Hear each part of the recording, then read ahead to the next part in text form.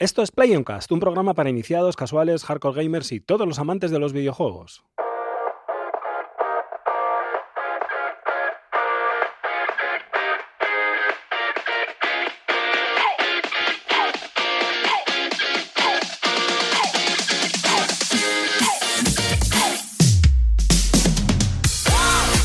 Hola a todos, gracias por estar escuchando PlayOnCast. Bienvenidos a nuestro primer programa, nuestro debut en este año 2023. A mi derecha en el estudio, como siempre, Roberto Serrano. ¿Qué tal estás, Robert? Hola, muy bien. Estupendo. A mi izquierda, César Boquera. Hola, César. Muy buenas.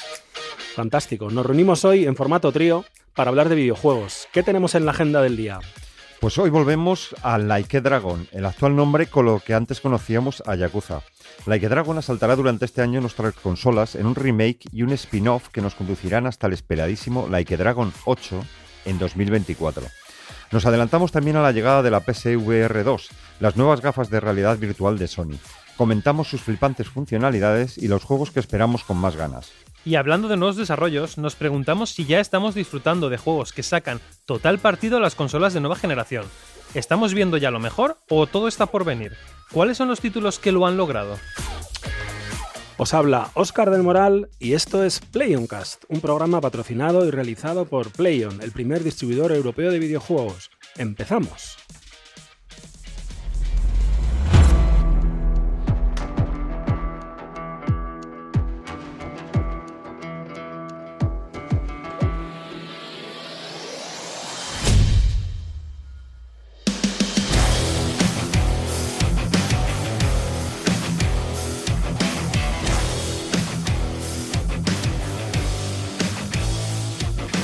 Nos trasladamos a territorio nipón para encontrarnos con un nombre que allí es capaz de batir récords de ventas.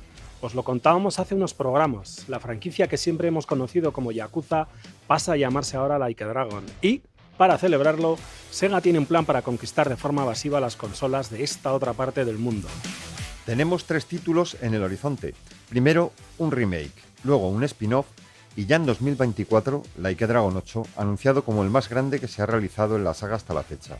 El primero de ellos, Like a Dragon Ishin, llega a las tiendas el 21 de febrero. Así es, hablamos de una saga que viene con las pilas bien cargadas. Abro pregunta y empezamos con ¿cuál es para vosotros el juego favorito? Roberto. Para mí, el que me ha llamado la atención ha sido el que da el nombre al nuevo nombre, a Like a Dragon, ¿no? Que fue el 7. Sobre todo por el cambio radical que hicieron, pasando de un juego más de aventura-acción a un combate por turnos. No sé, me pareció muy curioso. Algo quizá con más recorrido. No con más recorrido, pero diferente a lo que habíamos visto hasta ahora, ¿no? Me pareció ahí un cambio original, interesante. César, a ti que todo lo curioso es que esto empezó como una broma del Día de los Inocentes, no sé si lo sabéis. No. Pues empezó como una broma de, mirad, vamos a sacar un Yakuza por turnos. ¿Has visto qué broma? Y al año siguiente dicen, no era una broma, tomad juego. Fue buenísimo, nadie se lo esperaba. Fue el preaviso, ¿no? Claro, pero que la gente fue como, ostras, qué bueno, ojalá tal. Y luego fue real. O sea, fue bastante guay. Yo mi favorito es el 0, el Yakuza 0, que salió como, pues bueno, después del 1 y el 2 que fueron de PlayStation 2. Y el 3, 4 que eran de Play 3, salió el 0 como para contar el origen de esta historia, ¿no?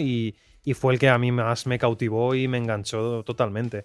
De hecho, tiene muchas referencias también a Kiwami 1 y 2, que fueron los remakes posteriores, y fueron muy buenos, pero el 0 sin duda. Y luego el segundo sería Like a Dragon también, el 7. También por tanto el cambio de protagonista como por pasar de hack and slash, bueno, no hack and slash, sino un beat 'em up en un mundo abierto, pues eso, acción más aventuresco, y pasar a combate por turnos como si fuera un JRPG. O sea, a mí me gustó mucho.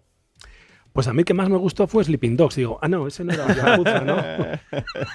No, he de reconocer que la gracia viene porque, francamente, los Yakuza no son muy santo de mi devoción, pero creo que con todos los cambios que está haciendo Sega ya va siendo hora de que definitivamente le des una oportunidad, sí, ¿no? Porque sí, o sí. sea, Además, ahora que es por turnos... Claro, y que son 8, además. Sí, es como parece. No, es que no hay suficientes. Es que es una saga que está empezando. Dice, no. No hay suficiente, un recorrido dice. que vamos. Claro, porque tiene un nuevo nombre, hay 2 spin-offs, hay uno de un juego que ni siquiera conocíamos. Al final, lo cierto es que ¿por qué creéis que Sega y, en este caso, RPG Studio, están apostando tan fuerte por esta marca? César, que te veo con estas anécdotas. No, claro. A ver, yo creo que es una saga que poco a poco la gente está dándose cuenta de las historias y las narrativas tan potentes que tienen, el desarrollo de personajes que es súper bueno, y luego que siempre son muy divertidos. No es que te metan misiones secundarias aburridas, no. Es que o son divertidas o son interesantes para la trama. O sea, es de esos dos niveles.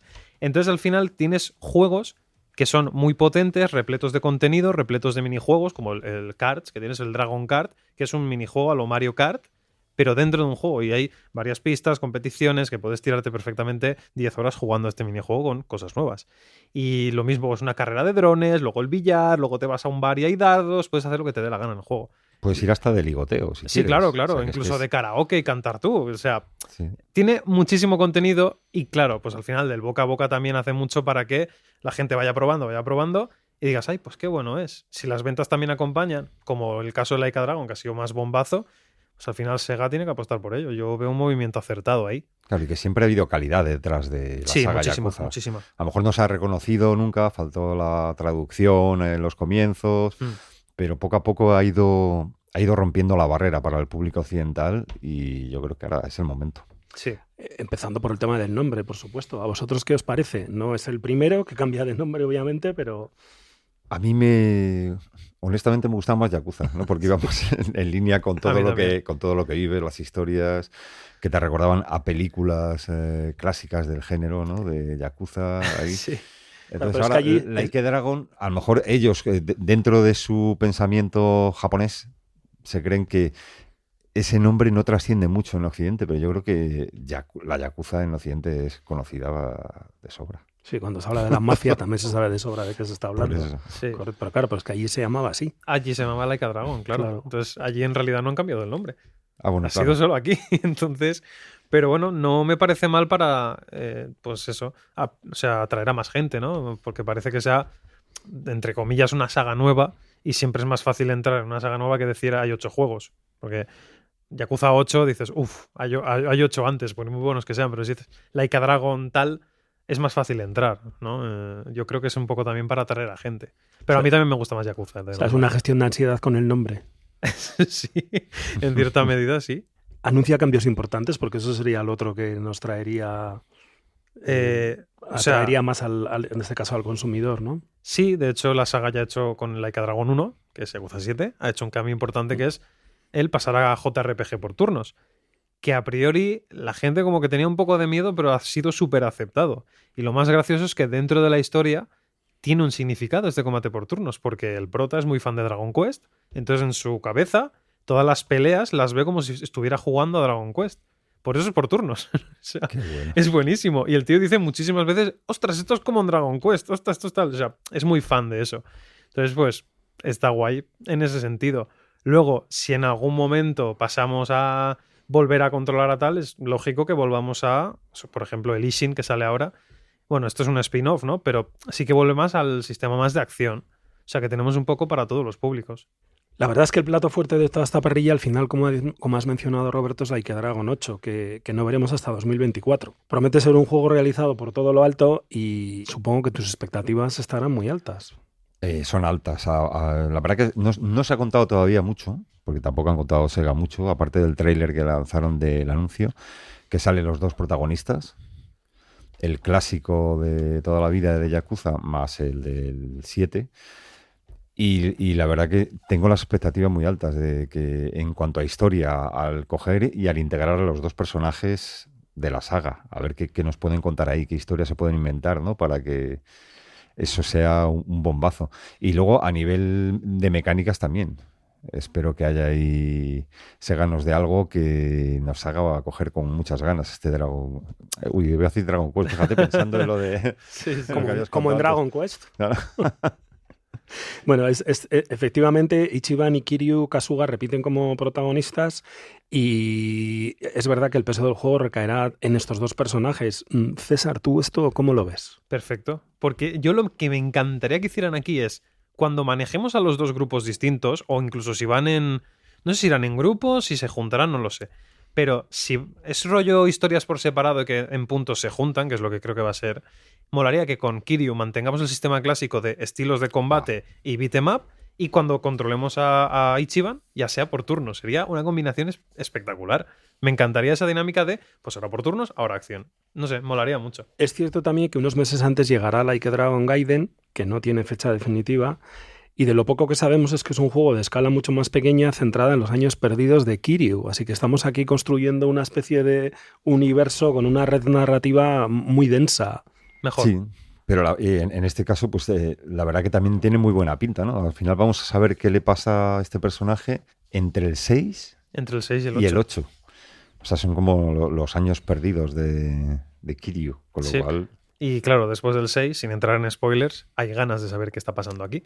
Y por qué vuelve el querido protagonista, así que estamos a topísimo con esto. Mientras tanto, tendremos que entretenernos con Like a Dragon Ishin, que estará disponible unas pocas semanas. Una historia inspirada, como tú ya habías mencionado, en un legendario samurái revolucionario de finales del siglo XIX.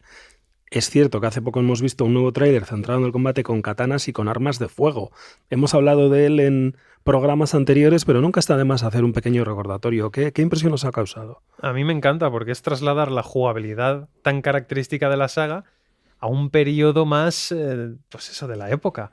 Y mola mucho ver cómo van a adaptar, por ejemplo, los minijuegos en las secundarias. Claro, al final allí hay karaokes, no hay dardos, tal, pero sé que van a hacer algo, o minijuegos, o lo que sea, para intentar hacer lo mismo. Entretenernos durante muchísimas horas. Y luego el combate vuelve un poco más a lo que era Yakuza 0, con los estilos de combate, pero aquí va por armas. Pues las katanas, las armas de fuego. Había otra que era puñetazos, creo que era. Y la cuarta ahora mismo no caigo, pero bueno, estilos de combate diferentes. Que es La cuarta era una combinación, era el baile, que era, es verdad. era todas las... Es verdad, sí, esa será más ágil. Pues eso, dinámicas. imagino que tendrá cada una su rama de habilidades y de puntos, como es normal en la saga. Así que guay, seguro que lo adaptan súper bien. El salto tecnológico más importante en este caso viene de la mano de entrar con Unreal Engine 4. ¿El tráiler qué os ha parecido? A mí me parece que se ve muy guay. Es verdad que su propio motor gráfico era súper top, pero al final imagino que es más fácil, ¿no? Con un Unreal Engine y es más adaptable a todo. Y me parece bien porque es apenas, o sea, si no eres muy de esto, apenas se nota cambio. Han sabido coger Unreal Engine y modificarlo muy bien para que sea lo más parecido a su Dragon Engine. Yo estoy dentrísimo de este estilo gráfico.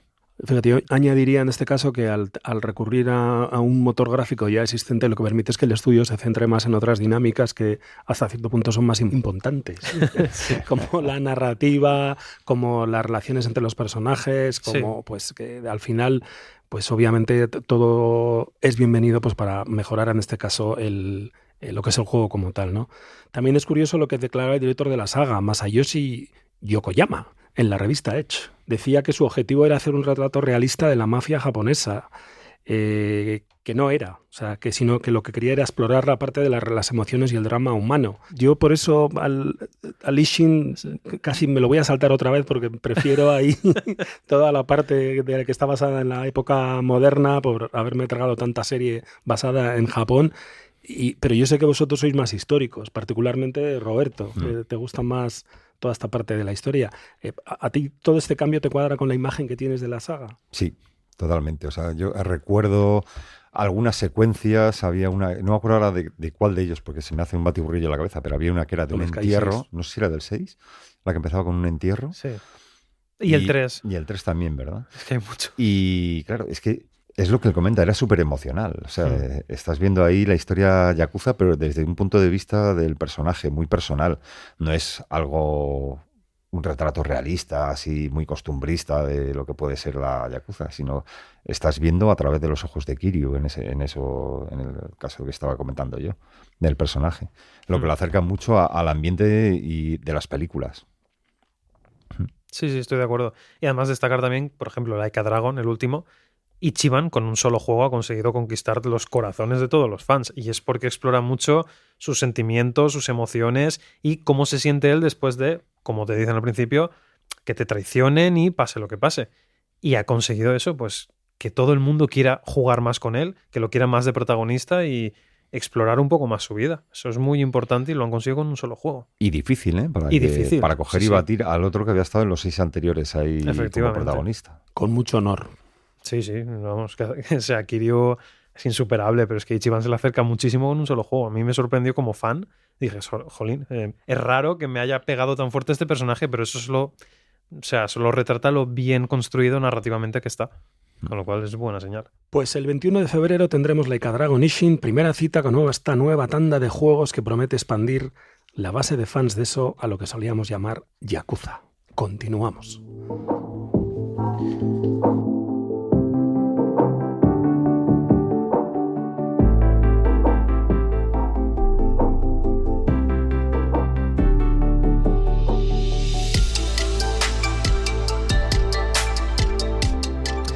Ya casi están aquí.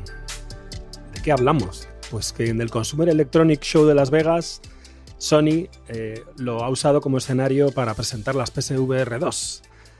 Es la segunda generación de gafas de realidad virtual de PlayStation que estará disponible a partir del próximo 22 de febrero. Y por ello, nosotros queremos hablar sobre lo que nos inspira su inminente llegada. Cuestiones como su precio, sus impresionantes funcionalidades y quizá algún que otro jarro de agua fría que también ha caído sobre sus fans. Con lo cual, lo que me gustaría es que comenzásemos primero dando un buen repaso a sus funcionalidades, cosas como la resolución mejorada con una pantalla 4K HDR con tecnología OLED, el sistema de seguimiento que ellos lo han llamado Inside Out y el seguimiento del movimiento de la cabeza, mando y ojos, las funcionalidades ápticas en los mandos, el audio 3D para garantizar la experiencia inmersiva y después el poder disponer de dos modos de visualización con virtual en 360 y también cinemático. ¿Quién quiere empezar con el fuego? ¿Roberto? ¿César? A mí la verdad que me tienen ascuas, sobre todo después de la experiencia con las primeras, pero porque como ya he repetido varias ocasiones aquí, yo tengo un problema con las VR, no con las de PlayStation, sino con todas. En general, con Oculus, que también lo probé, me pasa lo mismo. Me mareo un montón. Entonces, también estoy esperando a ver si alguna de las funcionalidades que han metido ayuda a personas como yo a poder disfrutar de esto, porque es una cosa que me llama mucho la atención, ¿no? Poder jugar un juego y poder meterte ahí y no marearte y acabar en el suelo sin darte cuenta, ¿no? Bueno, hay una cuestión, y es que cuando empezaron los primeros juegos en 3D, y estamos hablando de hace ya, pues no sé, 25, 26, 27 años, con el Doom y el Wolfenstein y todos estos, es verdad que había personas que cuando se ponían delante de un monitor que era plano, se mareaban. O sea, esto, al final, cada ser humano, pues lo que es la tecnología y la visión de la realidad proyectada sobre un terminal, pues le genera una serie de efectos, y sí que es cierto que parece que las gafas de realidad virtual hasta cierto punto han servido para poner de manifiesto en algunas personas algunas cosas que desconocían. Sí, que las cosas son como son. También es cierto que han avanzado muchísimo, y desde aquella famosa realidad virtual que veíamos con el cortador de césped, ¿no? ha avanzado mucho. César, tú que lo vas a mirar desde el punto de vista de lo que es el contenido, todo este avance tecnológico, ¿qué te parece? Pinta de maravilla. O sea, tiene unas mejoras respecto a las originales que son abismales. Y si yo ya pude disfrutar de varios juegos como Resident Evil 7 o Skyrim en realidad virtual y disfrutarlos. Pero te los acabaste, eso. El Resident 7 no, pero por miedo, no por mareo. ¿Y Skyrim sí te lo hiciste entero? No, Skyrim me hice solo la principal.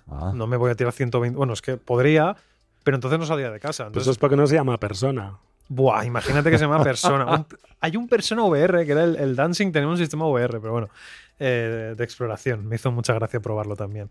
Pero es eso, que con todas las mejoras, ¿cómo va a ser ahora? ¿Qué juegos van a salir? O sea, tengo muchas ganas de ver el potencial y lo que pueden hacer con los juegos con estas gafas.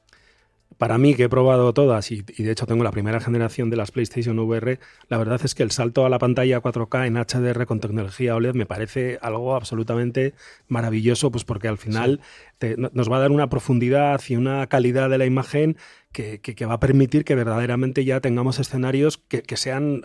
Bueno, el fotorrealismo ya lo tenemos en los videojuegos, pero es que ya lo vamos a tener ya directamente en nuestros ojos.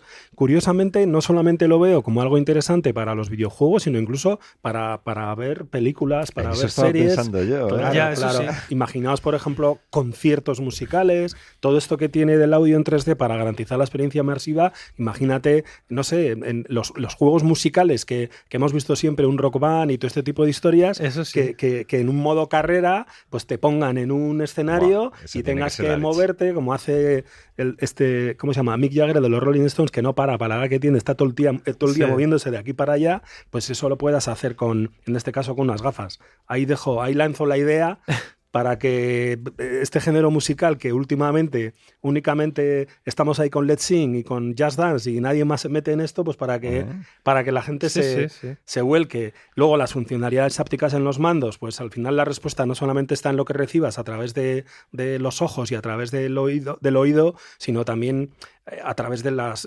funcionalidades en los mandos.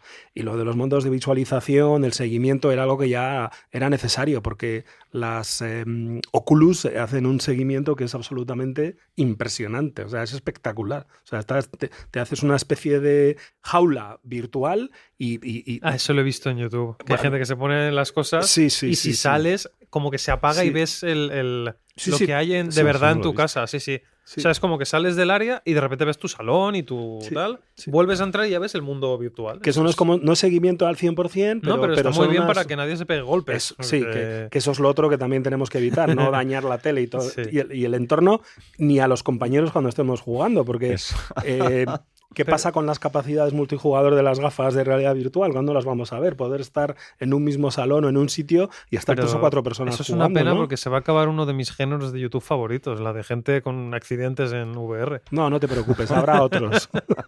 Habrá otros. Me hace mucha gracia una cosa que me decían siempre mis padres de no te acerques mucho a la tele y ahora nos ponemos una pantalla en la cara. O sea, el cambio, ¿no? De cómo hemos pasado de no te acerques mucho a esto. O sea, siempre me acuerdo de eso, no sé por qué. Así que sí que parece que... Perdona, Roberto, que te interrumpo. No, yo era como lo que decías tú, me gustaría ver eso, lo de ver una película, ¿no? Ver cómo es... Si es como verlo en el cine o cómo, ¿no? O sea, como verlo en una pantalla del Kinépolis, ahí, tumbado en tu sofá, con tus palomitas. Es que eso puede ser increíble. Sí, incluso increíble. ¿Qué funcionalidades 3D le pueden meter, ¿no? Con películas así como Avatar y todas estas que... Claro, y además, incluso yendo a un extremo mucho más... Porque vamos a entrar en un punto que es muy delicado, puesto que todos nos hemos asustado un poco a ver el precio.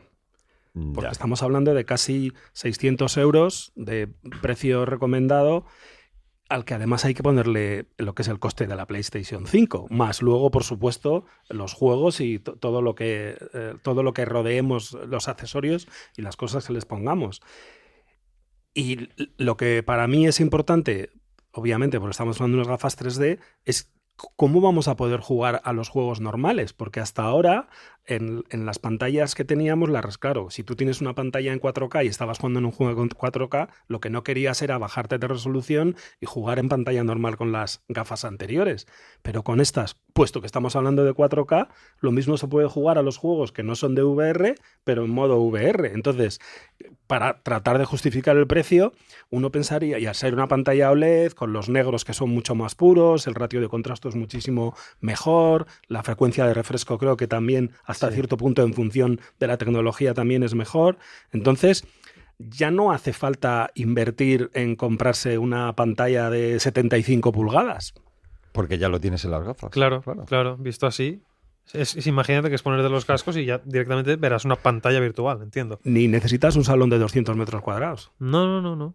Vamos, que ahora sí que puedes jugar desde la cama. Ya lo que faltaba, ¿eh? Ya hay gente que no se levanta. El telejuego, teníamos antes el teletrabajo y ahora el telejuego. El telejuego, ya está. Pero bueno, ¿es cierto? Sí, y respecto al precio, por ejemplo, las de Meta, ahora que salgan la 2... Las de 1.000 euros, ¿no? Son, ¿no?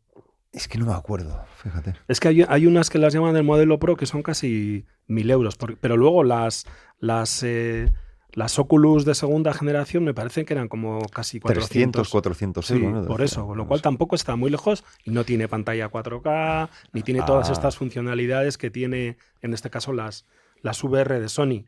Es verdad que seguimos dependiendo de un cable. Sí, escuché que había uno, pero es que ya no son los 50 cables que tenía la anterior. Eso es. Que yo la probé y para montarla, madre mía, me tiré un buen rato, ¿eh? Eso es. Entonces, vamos. Lo que sí que es verdad que Sony, me repito mucho con lo de verdad, se está preparando para un exceso de demanda porque están organizando un sistema de pedidos al principio por invitación, que de momento están reducidos a 1 por persona. No ha empezado la campaña todavía porque la presentación en el CES, que ha sido la primera vez que se han visto y se han mostrado en público y el consumidor normal ha podido testar el producto, no han empezado con lo que es la campaña de marketing como tal y no hemos visto de momento nada en las tiendas que nos invite a que pensemos que estamos ante un lanzamiento inminente. Pero es que esto sale dentro de un mes. O sea, estamos hablando del 22 de febrero. Eso es. Entonces, tenemos el tema del precio. Hay otra de las cosas que también la gente está un poquito como no muy satisfecha, por no decir que están insatisfechos, que es que no va a ser compatible con la versión anterior. Yo creo, a mí esto no me parece que sea excepcionalmente negativo, hasta cierto punto. No sé qué opináis, César. A ver, es una pena para la gente que no ha tenido VRs, pero tampoco es un drama. Al final está preparada para juegos mucho más superiores y vas a querer disfrutar de estos. Vamos, entiendo, ¿eh?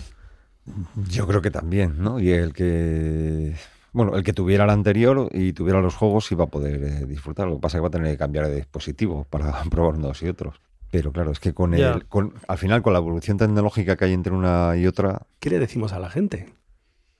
Pues me estoy pensando qué me diría a mí mismo, o sea que no sé. Hombre, pues yo apostaría por un contenido que va a ser nuevo, por unas experiencias que van a ser nuevas. Sí, eso sí, me refiero a lo de antes, pero sí, yo he visto algún anuncio de lo que va a salir. Por ejemplo, creo que había un Horizon, ¿no? Que era independiente de... Call of the Mountain. Que pinta espectacular. Y claro, eso las anteriores gafas no lo ibas a mover ni de broma. Además hay un Resident Evil también. Está el Resident Evil Village. Correcto. Lo puedes jugar en... ¿Pero vais a jugarlo? ¿Vais a atreveros? Yo sí, con mola. Que no juego en normal. Pues imagínate este. A ver, pero molaría ver el castillo y la casa de muñecas en VR. Wow. Solo por eso yo las pongo. Pues que me lo haga famosa. Que yo de los de Capcom no me fío. Bueno, como muy bien mencionáis, al final una de las claves para generar adopción en lo que es el producto es un catálogo amplio e interesante de juegos y de aplicaciones y cosas pues, que sirvan para explotarlo. Aparte de los que habéis mencionado, como es el Horizon y el propio Resident Evil, de entre todos los títulos que están anunciados para PSVR 2, ¿cuáles son los que destacaríais? Yo particularmente estoy esperando uno de coches, ya lo digo. Claro, una conducción... Que no hay todavía anunciado ninguno, ¿o sí? Que yo sepa, no. No, yo no he visto los listados. Yo tampoco. Y vamos, yo del listado que hay, el de Star Wars, ese tengo ganas de verle. Sí. El de Dark Pictures Anthology, aunque no es es más un shooter, creo, que es de terror. Sí, de terror es de también terror, que hay. sí. Y luego, no sé, el No Man's Sky, siento curiosidad por ver cómo es recorrer los 800.000 millones de planetas que tienen. Me has robado el mío. ese tiene buena pinta. Y el tema del espacio y tal. A ver, no, el de Star Wars también me gustaría. Porque me acuerdo del Squadrons que ya estaba en Play 4, que con las VR se veía bastante chulo. Si hacen uno para la Play 5 y las VR 2, tiene que ser mucho mejor, entiendo. Entonces, si ya me pareció súper guay, este tiene que ser increíble. Con lo cual, de Star Wars me sumo yo también. Yo citaba lo de los coches porque había un juego de... Cuando salieron las gafas de PlayStation, la primera generación, recuerdo que salieron un montón de... ¿Demos? No demos, había uno... El que tenía la carátula del juego era rojo y tenía un escudo y era oficial de Sony. ¿Asphalt? No. No, Asphalt es de Gameloft, me parece. Creo. Sí. No me acuerdo ahora cómo se llama, tendría que haberlo revisado. Y recuerdo que jugaba, le metía una cantidad de horas descomunales. Y estaba tan bien hecho que cuando volcabas, aquello era como... O sea, te salías y decías tú, ¡buah! O sea, ya puedo ser más prudente en la siguiente curva porque la experiencia, o sea, las sensaciones eran muy, muy, muy parecidas. Yo nunca he volcado con un coche, las cosas como son. No estoy haciendo apología de la velocidad ni nada por el estilo. Pero la sensación era espectacular, llegado al extremo, en este caso, de salirte de la calzada y pues tener ahí pues unas cuantas vueltitas de campana, como se dice, pero es que el resto de lo que era la conducción, el ir como se te acercaban los peraltes por la izquierda, el poder mirar hacia atrás en cualquier momento, que sí, que uno cuando conduce mira mucho los espejos retrovisores, pero a veces dices, no me creo lo que me está diciendo el espejo, y te das la vuelta y miras hacia atrás, y aquí mirabas y decías, ¡buah! O sea, espectacular. Entonces, con toda esta parte tecnológica del audio inmersivo, con lo que es las pantallas 4K con esta tecnología OLED, yo francamente, o sea, tengo unas ganas brutales. A ver si salen pronto, conseguimos unas para la oficina. Por favor. Por favor. Y las empezamos, vamos a tener que estar cambiándoles de almohadillas todos los fines de semana. Sí. Es que ahora que has dicho el de coches, yo me acuerdo de lo de las demos. Yo probé una demo también de conducción en las VR, de estos disquitos que venían con no sé cuántas demos. Pero no era una demo, era juego completo. Era el mismo juego. No, porque no me dejaba pasar a partir de X. No podía hacer modo carrera, sino carreras sueltas. pero las carreras eran espectaculares también. Sí. Y los derrapes y todo los hacías muy guay. Era, o sea, lo que has dicho, tú te girabas y veías tal. Entonces me gustaría lo que tú has dicho también. Tienes toda la razón del mundo. Uno bueno de Claro. conducción sería espectacular verlo. Sí, y hubo también una versión, acordaos del, creo que fue el Dirt Rally o ¿O o Ridge Racer? no, nosotros el lanzamos el Dirt Rally. el Dirt Rally, sacamos uno Sí. específico de VR. VR. Sí, salió. Sí, Ese. sí, y no tuvo mala venta, ¿eh? No hizo mala venta. Bueno, hablar estamos hablando, la verdad es que siempre vamos ahí adelantando los temas Sí. y en este caso ya hemos hablado de lo que es a ver a qué periodista o a qué medio deberíamos darle el premio al medio que verdaderamente sea capaz de hacer un análisis terminando el juego, en este caso de Resident Evil Village. Ya ves. Con las VR. Y que sea demostrable, ¿eh? Que se note que se lo haya pasado con VR. Si no, tendrá trofeos. A lo mejor tiene un Molaría trofeo para un eso, trofeo de te has completado, o sea, Trofeo VR. Sí, específico. Así demostrar que te lo has pasado en VR. ¿Eh? Luego para los sustos lo podemos poner a hacer el presupuesto nuestro del año. A ver qué experiencia es esa. Imaginaos un Excel allí puesto con los números y las celdas, ¿eh? Excel VR. Justo cuando entras ahí en esta del boss final, ¿no? Sí. El financiero. Bueno, bromas aparte, ¿qué otro tipo de juegos creéis? Mencionábamos los juegos de carreras. ¿Qué otro tipo de juegos creéis que se adaptarían mejor? O aparte de tú has mencionado, César, ¿qué persona te gustaría verlo? Algo así, sí. A ver, a mí me gustaría explorar mundos que me gustan. Entonces, no sería un juego como tal, sino, por ejemplo, eso que sacaron de Kingdom Hearts hace unos años, de Kingdom Hearts VR Experience, me dejaron unas gafas solo para ese juego. Y es como ir por 4 mundos del juego y ver a los personajes allá. A mí eso me gusta. Pero que lo necesiten, espaciales, de batallas espaciales, rollo Star Wars, Battlefront o algo así, molaría. Y ¿alguien ha pensado en adaptar un fighting a VR? Porque eso también estaría guapo. Pero eso sí que es peligroso, ¿no? Sí, pero ese con... ya sí que sí. Eso Puedes es acabar peligroso. pegando a la familia sin querer o Sí. queriendo y aprovechando la Eso es verdad. circunstancia, ¿no? Hay que tener cuidado con eso. si únicamente te limitas a los mandos como Claro, tal. los mandos estos con Claro. lo áptico que tienen, hacer combos con eso, no sé, o cubrirte así, estaría guay. O sea, lo que había en la Wii del boxeo, pero Sí. a otro nivel. Algo así estaría chulo y no hay mucho. De Eso todas maneras, molaría. veo que a ti te gustan más los paseitos, ¿no? Sí, me gustan más los paseitos, pero... Yo, fíjate, pensaría en un Dying Light 2, por ejemplo, Uf. que va saltando...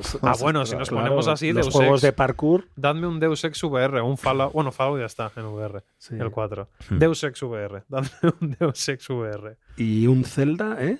Ostras, pues el mundo abierto del Zelda molaría. Eso sería fantástico. Claro, es que hacer El un... Zelda. Bueno, A mí Skyrim... me gustaría está también molaría. alguna aventura. Como las aventuras conversacionales de las clásicas, así, como que le dieran algún concepto ahí Un nuevo rollo dentro del VR. click and point. Sí, pero sin llegar a ser click and point. No, pero que sino- pulses tú con la mano. Claro. Eso O estaría sea, guay. Sí.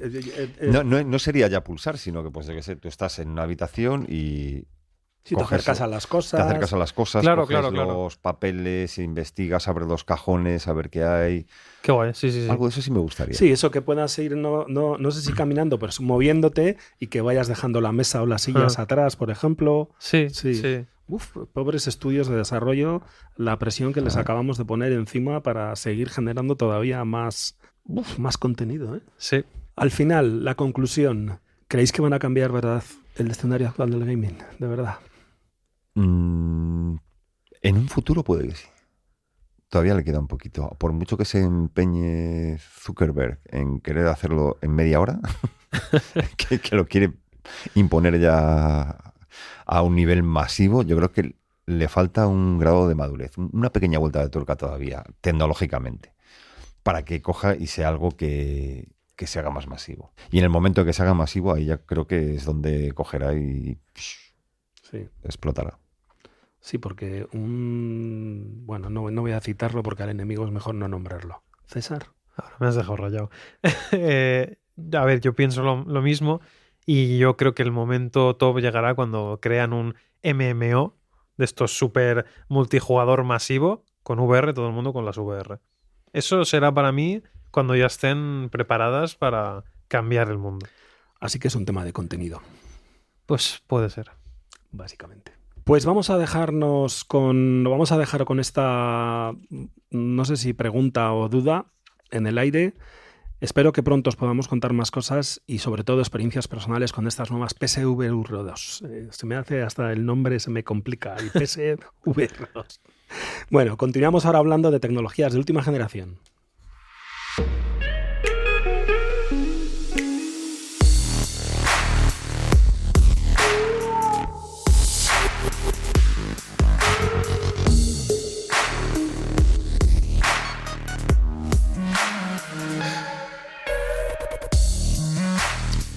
Hace ya 2 largos años que irrumpió la 9ª generación de videoconsolas con el lanzamiento de PlayStation 5 y las series XS de Xbox. Una nueva generación que ha arrasado en las tiendas. Antes de las Navidades, Sony ya había vendido más de 25 millones de unidades y Microsoft más de 20.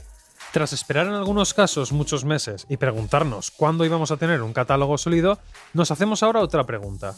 ¿Estamos jugando a juegos que sacan al 100% partido de las posibilidades que nos ofrecen? Hablamos de nuevas herramientas, de presiones comerciales y de si es verdad esa ley que dice que los mejores juegos llegan siempre al final de cada generación. Pues abramos el debate, aunque quizá para empezar lo más importante es sentar las bases, ¿no? ¿Qué es lo que hace diferente a esta generación de consolas de la anterior? Pues en primer lugar el avance tecnológico que hay. A ver si son más potentes. Son más potentes, mejores gráficos, mejores posibilidades de sonido. El SSD, importantísimo, los tiempos de carga. Sí, hay un avance tecnológico considerable. El salto al 4K de verdad. Sí, eso también. La mejora en el rendimiento de los cuadros por segundo de los juegos. La profundidad de campo. La capacidad, gracias a la velocidad de los SSDs, de que las texturas ya sean fotorrealistas. Sí. Bueno, a mí lo que más calidad de vida me da... La inteligencia artificial que también ha mejorado. Eso es verdad. Dentro de los juegos claro, sí. Más pero potencia lo que de proceso, más capacidad para... Sí. Bueno, habrá más cosas que se nos hayan ido, pero sí. Pero yo donde más lo noto son los tiempos de carga. Vamos a ser sinceros. Antes me podía ir a por un café y volver y aún no estaba la pantalla cargada y ahora es al segundo. Si no llegaba lo del Spectrum, ¿no? Mientras estaba cargando la cinta, pero... César, tú no has tenido un IBM-PC. Yo recuerdo en el año 80, cuando estaba en la facultad, no, un poquito antes, que debía ser, pues no sé, el 83 o el 84... El PC tardaba 5 minutos en arrancar. Desde que se ponía en marcha, le dabas al botoncito y para sacar 4 colorines en pantalla, lo que se llamaba una CGA, tardaba 5 minutos. Bueno, pues más que un Spectrum.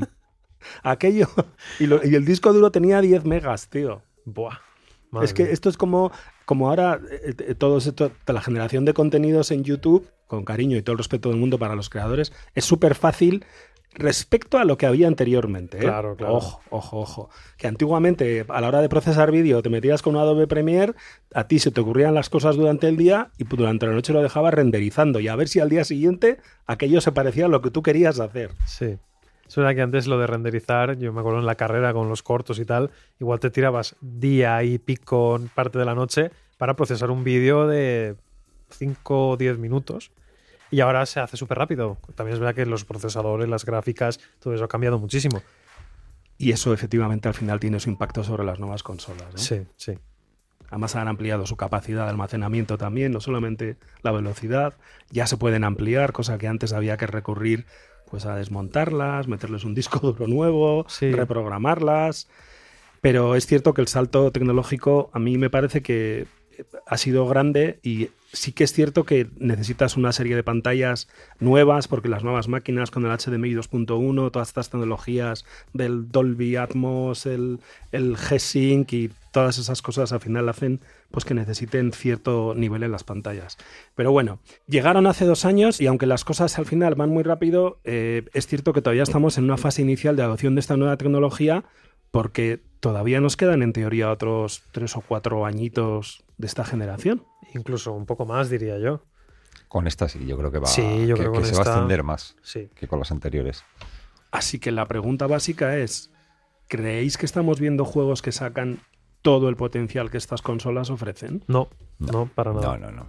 Yo simplemente me acuerdo de Super Nintendo, de los juegos que salieron al final, como el Donkey Kong Country. ¡Buah, qué bueno! Que aquellos gráficos, ¿eh? Claro, que te quedabas alucinado, decías. Que luego también ¿cómo estaba pueden para sacar Game Boy esto Color? para 16 bits? Sí. Y era por cómo habían conseguido exprimir la máquina ya, pues con nuevas herramientas y demás, y era alucinante. Entonces, en estas, pues yo espero que también, según se vaya acercando, nos ha pasado con las anteriores, la PS4, con... Eso iba a decirte, no hace falta irse tan lejos. En Por PlayStation eso. 4, yo me acuerdo del Infamous, el primero, o sea, el Second Son, que para mí al principio de generación era espectacular, pero es que en esa misma máquina hemos visto The Last of Us 2 o Final Fantasy VII Remake, y no ha habido un cambio de consola. Era la Por misma eso. consola con una bestialidad de avance. Entonces, ¿qué nos esperará de cara a final de generación en esta nueva generación? Pues al principio decíamos de los programadores que la excusa que tenían para no explotar el potencial era que las máquinas eran nuevas, que no había suficientes herramientas. ¿Les seguimos respetando esa excusa o no? Sí, yo creo que es cuestión de adaptarse a los nuevos motores, porque al final ahora empezarán a trabajar con Unreal Engine 5, entiendo, y al final también es un proceso de aprendizaje de este nuevo motor. ¿Será similar a Unreal Engine 4? No lo sé, no entiendo de programación. Entiendo que compartirá características, pero siempre habrá un proceso de adaptación nuevo.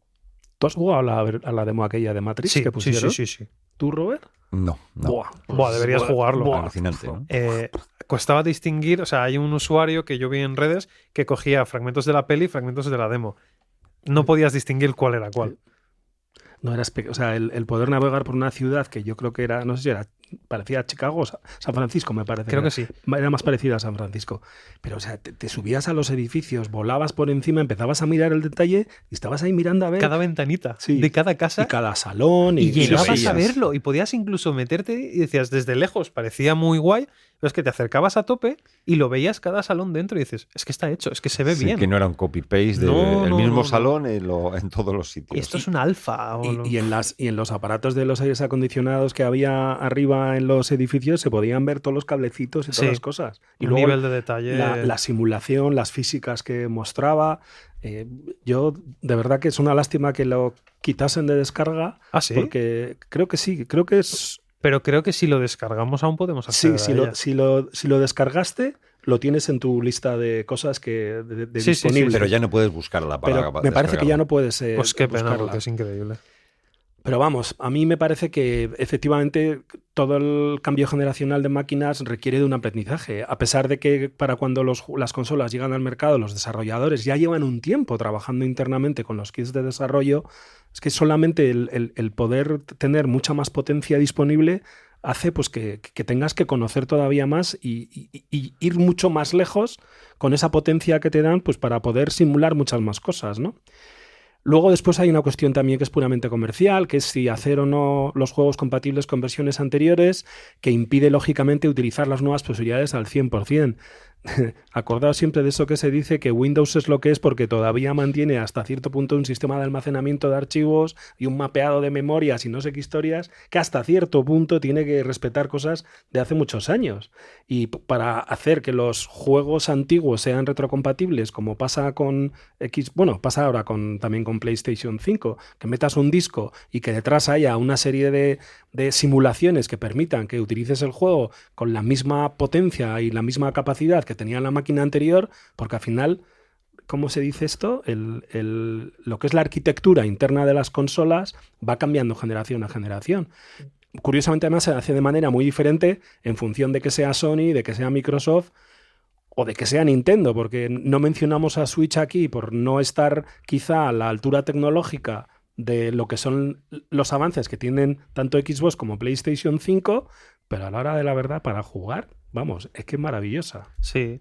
Además, ya Digo no por no olvidarnos de ella. No, pero no hace falta irnos a la Switch. Acordaros que la Nintendo DS tenía un lector de Game Boy justo debajo y podías jugar a los juegos de la generación anterior y de lo nuevo. O sea que la retrocompatibilidad al final siempre es algo que está un poco ahí. Fíjate, hay un detalle importantísimo y nos vamos aquí a la noche de los tiempos. Y cuando salió la primera PlayStation 3, Sony sacó dos modelos. Un modelo la que era retrocompatible. de, no sé si tenía 20 gigas o 40 gigas. 20. 20. Creo que era 20. Porque era nada. Nada. Y luego había otro modelo de 80 o Que era no 60. era retrocompatible. 60 la primera. Bueno, pues el modelo retrocompatible, el modelo de 60 que era retrocompatible, Ese lo no. hacía por hardware. Llevaba dentro los chips de una PlayStation 2. O sea que Y era luego, como un emulador. Sí, y luego Ah. con el paso del tiempo lo cambiaron y lo hicieron por software. Si mal no recuerdo, a ver si alguien de lo que nos escucha Pero es que luego no me fue llama la atención retrocompatible, sobre ¿no? eso. Yo creo que PlayStation 3... No, porque la No, versión de 200 y pico gigas ya no lo era. Y en adelante la de 320 tampoco lo fue. Creo que fue solo la primera, esta que era La súper primera, tocha. Sí, la FAT. Sí, la FAT. Eso. Es Pero una bueno, locura. Me voy al final, que era parte del inicio de la conversación. Con todo el tema de la retrocompatibilidad, vemos que Sony y Microsoft optan por cortar lazos más rápidamente con lo anterior y limitan hasta cierto punto, cada uno a su manera, lo que se puede o no se puede hacer con los juegos antiguos. A vosotros como gamers, aunque anticipo la respuesta a la pregunta, ¿qué es lo que os parece más adecuado sin que nos genere problemas con nadie, ¿eh? Yo prefiero lo que está haciendo Microsoft, porque yo en su día, yo no he tenido Xbox hasta hace poquito, y poder estar jugando a exclusivos de 360 en una serie o en una One X me parece espectacular, porque yo me los habría perdido de ser de otra manera. Gracias a esto pues puedo probar juegos que me perdí, por ejemplo los Todd y sello Blue Dragon. Sí. Pues gracias a eso puedo probarlos, puedo jugarlos y disfrutarlos hoy en día. Entonces, cuanto más se pueda rescatar también por preservación del videojuego, a mí me parece ideal. Pero es verdad que hay mucha gente que no se va a ir a cosas tan antiguas y que con una generación le es suficiente. Entonces, no está mal tampoco. O sea, al final es un público reducido del que va a coger y va a ir hacia el Más pasado. nostalgia. A ver, claro, más nostalgia. Entonces, eso justifica, ¿no?, monetariamente coger y decir ya, pues no lo sé. También tienes un público ahí que es muy fiel, ¿no? Luego a este tipo de cosas. Sí. Bueno, PlayStation, a través de su servicio ahora... Claro, está ahora empezando mismo a meter Play 1, Play 2, Play 3. ¿Cómo es? PlayStation Premium. Ya no me PlayStation acuerdo. Plus Premium. Premium. Es el que lleva Play 3. Está empezando a meter ya algunos juegos ahí. ¿No? Y Switch. Switch con lo del online, que tienes Tiene ahí Game Boy, juegos, tienes claro. NES, o sea, es muy guay. Tiene también un buen catálogo metido ya de juegos retros. Sí, No nos perdamos. ya. Volvamos al mundo actual. Dice, hay una regla no escrita que dice que los juegos más importantes, esto es súper importante, valga la redundancia, llegan al final de cada generación y no al principio. ¿Hasta qué punto estáis de acuerdo con eso? Suele pasar por lo que hemos estado comentando, que es cuando los estudios han conseguido exprimir al máximo el hardware de la máquina y por lo menos tecnológicamente sí es donde se nota más el cambio, ¿no? La evolución, diríamos. Que sean los más importantes, pues luego hay otro componente que es la jugabilidad y algunos que pueden salir en cualquier momento y se van a convertir en clásicos, dando igual que hayan salido al principio o al final de la historia de esa consola. César, teniendo en cuenta que tú le has metido muchas horas a todo este tipo de contenido, para ti, ¿cuáles serían los juegos que sí que han hecho los deberes, ¿no? Y que son un ejemplo de cómo deberían ser las cosas? ¿Y cómo lo notas? Pues a ver, yo de nueva generación, claro, el que más lo he notado ha sido, curiosamente, el Rift Apart, el de Ratchet & Clank. ¿Por qué? Porque tiene, con la capacidad del SSD, tiene lo de irnos de escenario al segundo.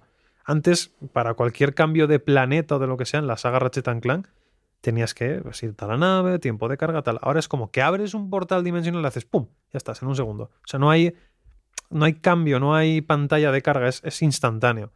Ahí lo he notado. Y luego, por ejemplo, con el tema del ray tracing, cuando hay un momento al principio del juego que estás cayendo por un edificio de cristal y ves en tiempo real tu reflejo, todas las balas, todo el fuego, todas las explosiones, todo reflejado en tiempo real con el ray tracing.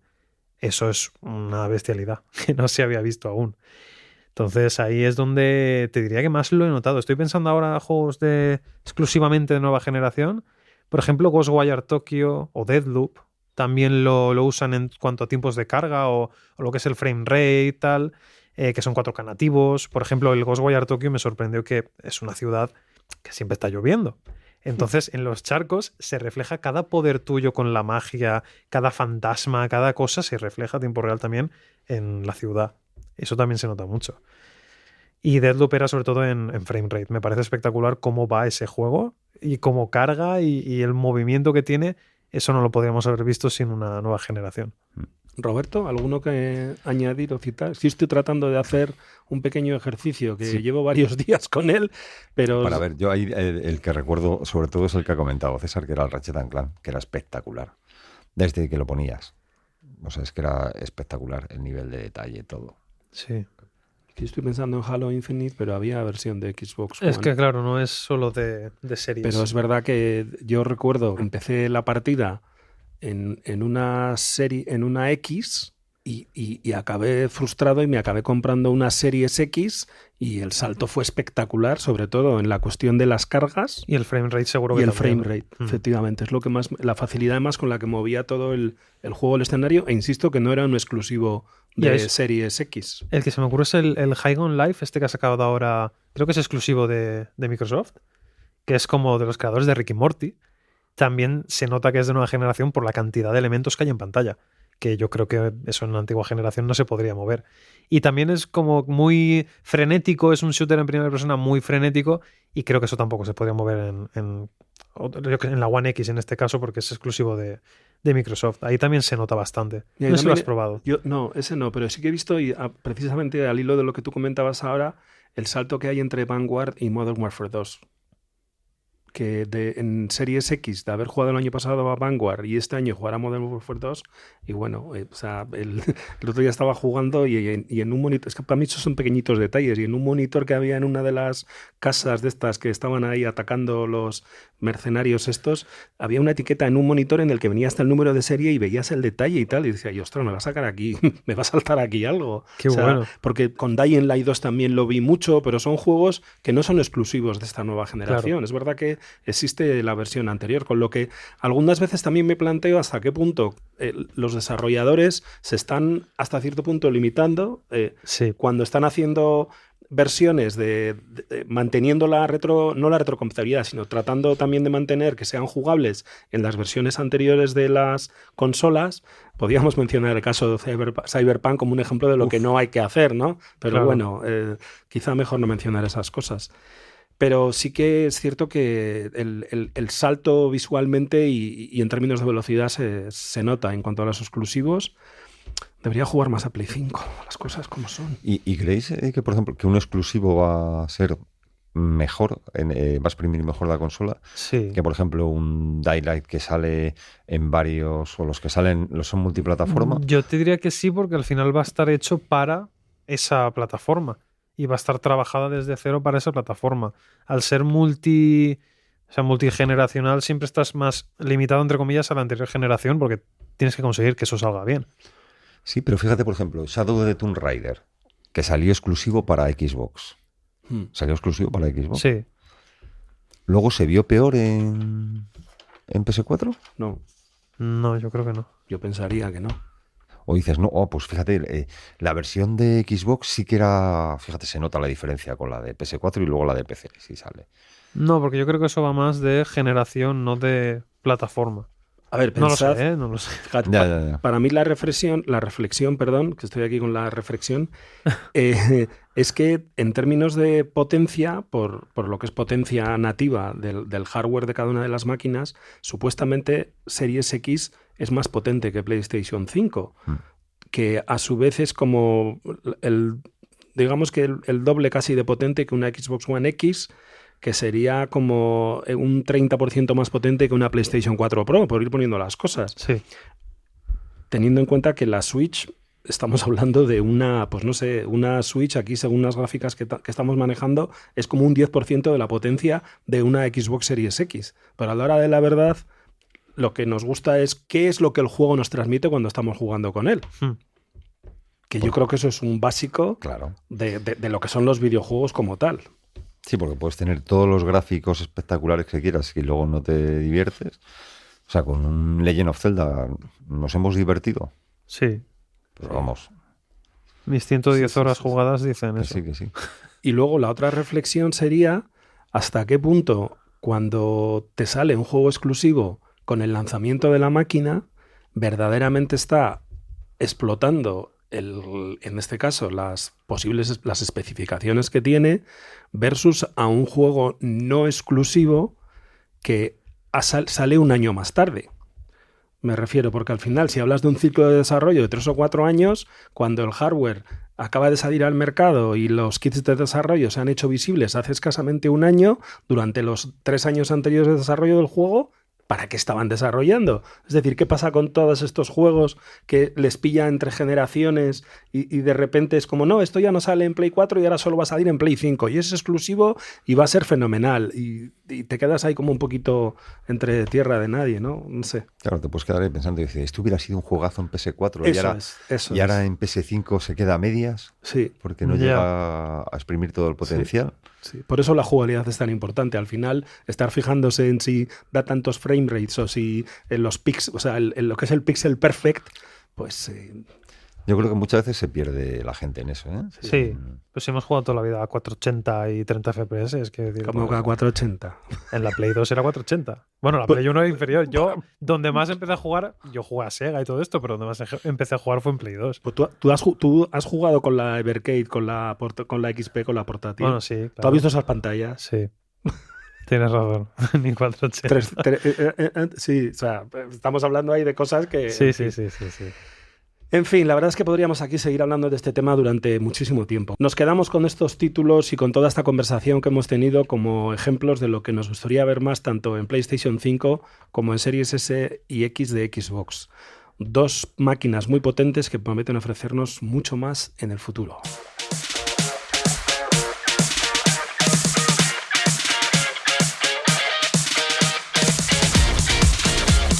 Cerramos así la edición 24 de PlayOnCast, en formato un poco más reducido de lo habitual en lo que se refiere a persistencia de personas. César, Roberto, como siempre ha sido un placer hablar otra vez de videojuegos con vosotros y como siempre recordamos que estamos a vuestra disposición en redes sociales para responder dudas, escuchar comentarios sobre el programa o sobre cualquier juego. Estamos disponibles como PlayOnCast. César, haznos el recordatorio, ¿dónde estamos? Twitter, Instagram, Facebook, vamos, y en Discord, nuestro canal de Discord. Perfecto. Feliz gaming y nos vemos en una semana.